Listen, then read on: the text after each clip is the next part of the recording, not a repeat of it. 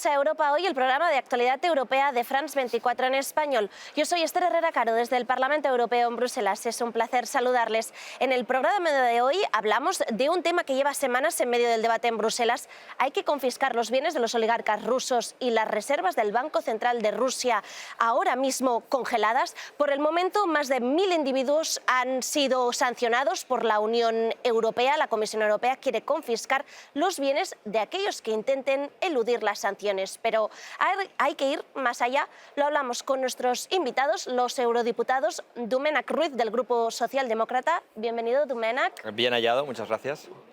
Y también con el eurodiputado Miguel Urbán, del Grupo de la Izquierda Europea. Bienvenido, Miguel. Muchas gracias. Muchas gracias a los dos. Para poder hablar de este tema tan interesante, la Comisión Europea ha propuesto que los oligarcas rusos que intenten eludir las sanciones aplicadas por la Unión Europea tras la invasión de Ucrania, se les confisquen los bienes, se intentan eludir las sanciones y este dinero pueda acabar en manos de las víctimas de la guerra en Ucrania y también para la reconstrucción. ¿Qué opináis de esta medida, Domènec? Pues creo en primer lugar que es de justicia, ¿no?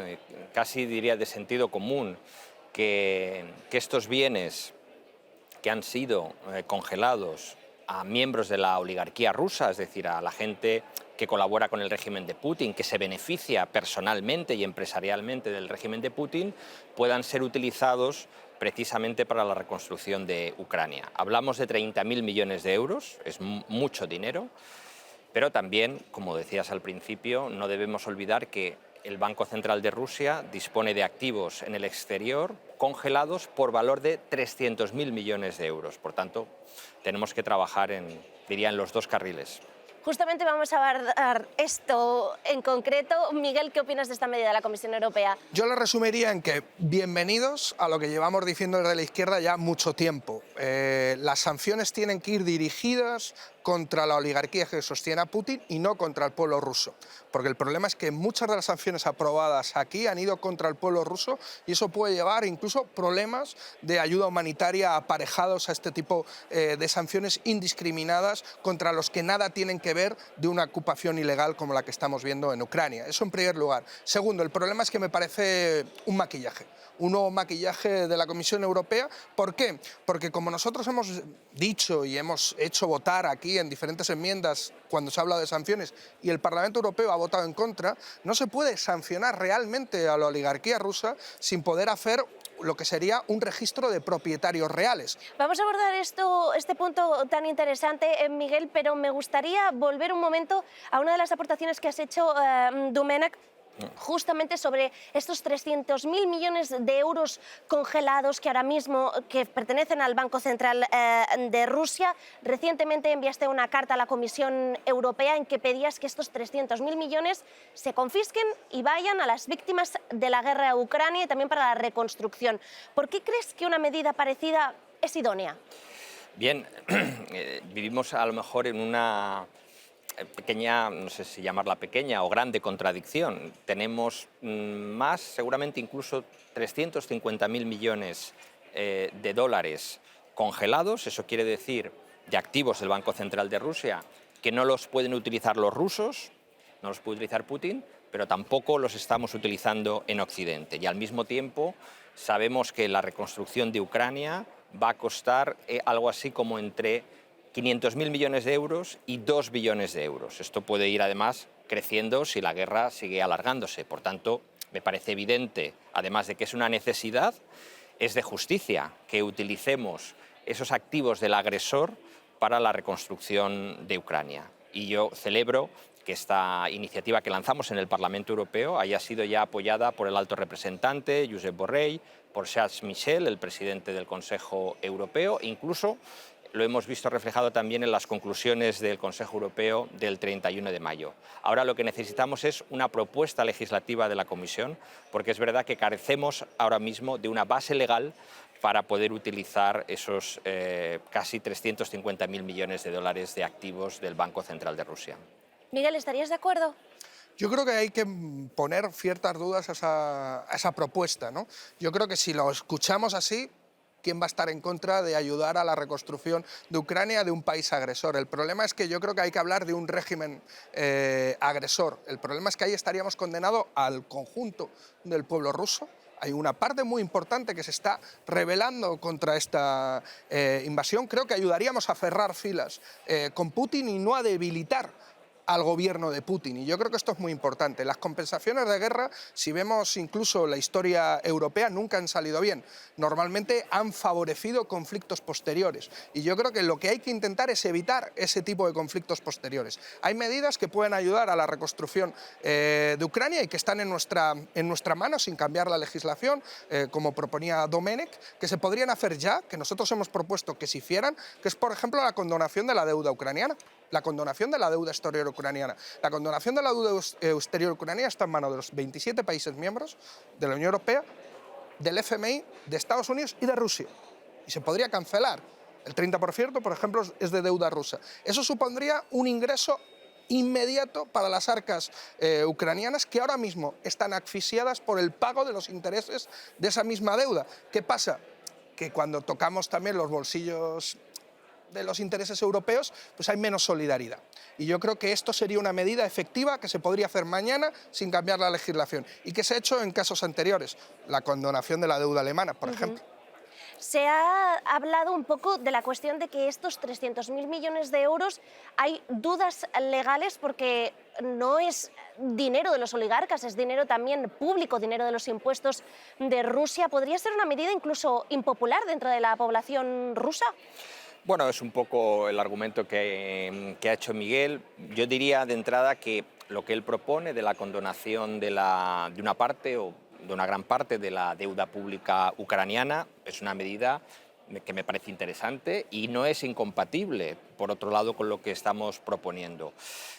Puede ser que cause algún grado de impopularidad en Rusia, que nos hagamos con el control efectivo de esos activos, pero en cualquier caso tendremos que pensar en otras medidas a futuro, cuando acabe la guerra, para ayudar directamente al pueblo ruso, sin reforzar el régimen de Putin. Pero me parece insostenible en la situación actual renunciar a la utilización en favor del pueblo ucraniano de esos más de 300.000 millones de dólares, que no pueden quedarse, yo creo, permanentemente en el limbo. Recordemos que ahora mismo tampoco los puede utilizar, y es correcto que así sea, el régimen de Putin. Pero yo creo que hay otras fórmulas, y eso es lo que nosotros estamos defendiendo, pero no nosotros en la izquierda, en abstracto.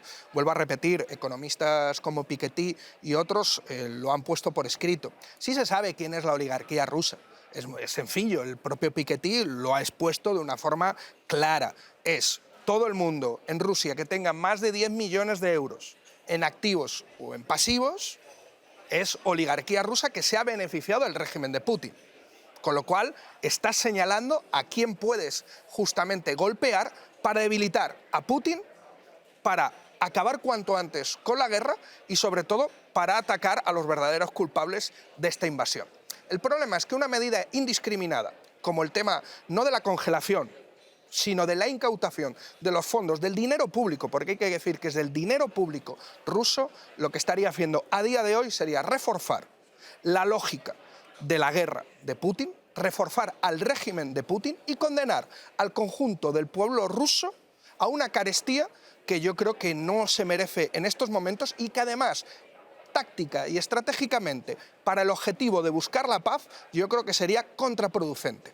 Por eso no estoy contraponiendo una medida con la otra. Yo lo que estoy diciendo es que tenemos medidas que pueden paliar inmediatamente, sin cambiar la legislación y sin reforzar al régimen de Putin para el pueblo ucraniano, que es atacar a su oligarquía, atacamos la base del régimen de Putin y, evidentemente, acabar con las deudas que ahora mismo tienen, pues, apretado la economía de Ucrania y del pueblo ucraniano. Eso se puede hacer mañana mismo sin cambiar la legislación. La única diferencia es que eso también supone un esfuerzo por parte de las instituciones europeas y de las oligarquías europeas. El único cambio que necesitaríamos hacer sería el construir un registro de propietarios reales de los paraísos fiscales que existen en Europa. Y eso sería acabar con los paraísos fiscales. Por cierto, sería un gran beneficio para la mayoría de la población europea. Según la Comisión Europea, estos mismos evasores europeos se llevan 1 billón de euros de nuestros impuestos cada año, según la Comisión Europea.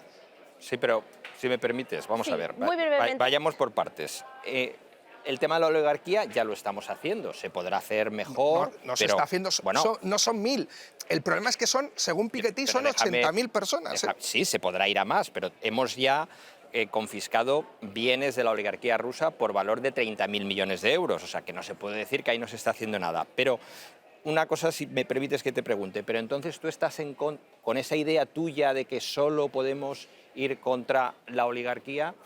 ¿Estás entonces en contra de que dejemos de comprar gas y petróleo a Rusia? Porque eso claramente afecta al conjunto del país, no solo a la oligarquía. Primero, no es una idea mía, vuelvo a repetir, más de 150 economistas europeos, parte de economistas socialdemócratas, han planteado justamente cómo se deben de orientar el tema de las... pues en este caso, ataques, oligarquías, de sanciones y demás. Y hay que decir una cosa muy importante. También este tipo de sanciones se suelen volver como un boomerang contra nosotros. Y el problema es que la Unión Europea está utilizando la guerra como una coartada para hacer muchos cambios estratégicos. Un cambio muy importante es que de repente Pero la energía nuclear es verde. Ya, de pero- repente. Espera, pero es lo que del tiene petróleo y el mucho- gas- no, tiene mucho que ver con el petróleo y el gas. Tiene mucho que ver justamente con el petróleo y el gas. Estamos defendiendo que la energía nuclear es verde. ¿Por qué no podemos comprar petróleo y gas ruso? Yo creo que hay medidas mucho más efectivas y urgentes que se podrían tomar mañana mismo.